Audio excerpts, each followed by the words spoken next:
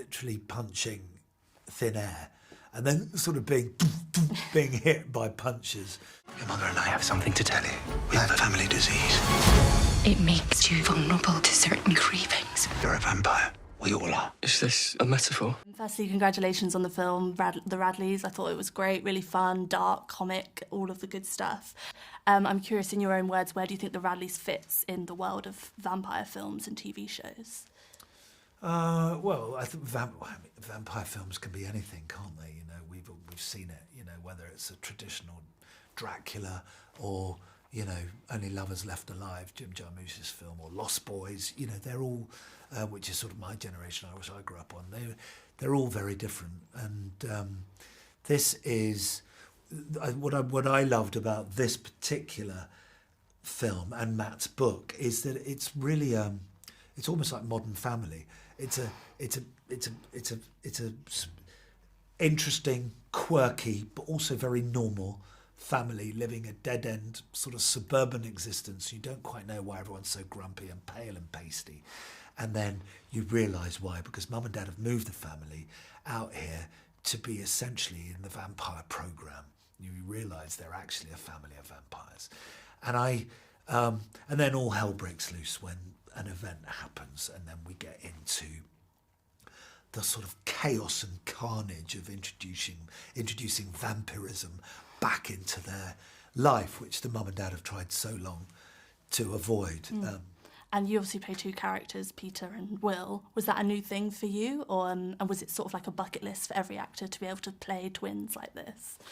No, I hadn't thought about it, but Euros Lyn is a director who I loved working with on a film called Dream Horse a couple of years ago, and he asked me to come and do it. I think it's obviously a way to attract an actor is to say, actually, we've got twin roles here and we'd love you to play both, especially when they're so obviously, well, actually not obviously in this, which I was going to say the light and dark, the duality that exists in all of us is personified in these two characters. So certainly fun to play. They were equally fun to play, you know, the repressed, sensible, rational, do-good, abstaining drug addict, effectively, Peter, who's, you know, trying desperately hard to live a normal life, and then his brother, who is just a happy drug addict, living his immortal life, sucking blood, living the life of a hedonist and partying. So it was fun to play those two different things, yeah, absolutely. Was there any unexpected challenges of taking on two characters and being in, you share a lot of scenes together with yourself, but was there any other unexpected challenges with that? Yeah, doing a fight sequence with no one else on the other side of the fight was quite like being, you know, 6 again with an invisible friend. You know, it's literally punching thin air and then sort of being hit by punches. So that was very fun.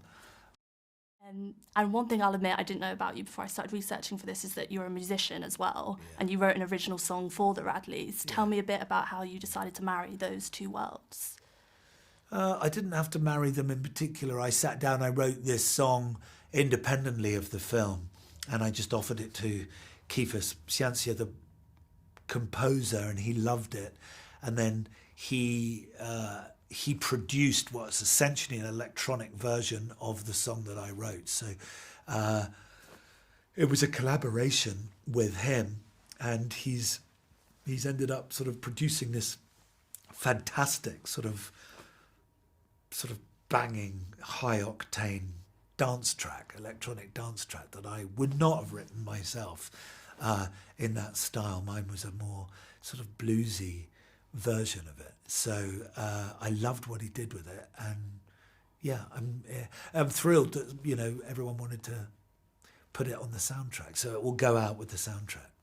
And you work with a lot of great young actors in this, including Jay Lycurgo, who we at Screen just made a star of tomorrow, and that seems to be definitely coming into fruition. I wondered, did you have any advice for your young co-stars, or if you didn't, what advice would you give them? Good, I'm glad you've put him on the list. You should put Harry Baxendale and Bo Bragason on there as well, because I think they're 3 stars in the making. They were all fabulous to work with. unbelievably disciplined, enthusiastic, and just a lovely energy to have around. They were brilliant. And my advice to any young actor is be yourself. Be yourself. When you do so many auditions, so many meetings, and you worry about whether you're the right person for this or the right fit, or you've got the right sensibility, the right hair, the right eyes, you've got the wrong nose, you know, you can't second guess it. You can't, and as soon as you do, you seem fake. And so just be yourself. That's good advice. And The Radleys is obviously a classic British independent film, which we at Screen love. What is the best thing about working on British independent films like The Radleys compared to other projects that you work on? I don't really make the distinction. Jobs are. This was a smaller budgeted film. I think it's smaller budget. Independent cinema is always a struggle, and because they're hard to get made. They're hard to get made, and they are places. They are often much better than your $300 million big studio film. They just are, you know. They're able to be, not always, by the way, not always, but there's an opportunity to tell intimate, personal stories, really concentrate on interpersonal relationships, really concentrate on, you know, the grist of life, the things that turn us on and make the world go round and fascinate us, and you can get in at a granular, smaller level with these kinds of movies. And they're places for directors, screenwriters, actors, producers, everywhere, you know, people to cut their teeth. And not just cut their teeth, because I don't mean by that in order to go on to bigger things, but to stay in that world, you know. Well, you know, the world would be a poorer place without Cassavetes, you know, without Michelle Haneke, without On It Goes. I mean, let's just keep saying people, and I've run out of names now. But, you know, those types of people, you know. I love to end all my interviews by asking actors for their dream screen combo, which is your dream director, co-star and genre combination that you'd love to work with at some point. At any point? Yeah, you can go big, you can genre, manifest. Western. I'd like Inarritu to direct a Western with me in it and cast. Too many good people out there to mention. I might ask Kate Blanchett or Kate Winslet to come and be in my Western with me. Nice.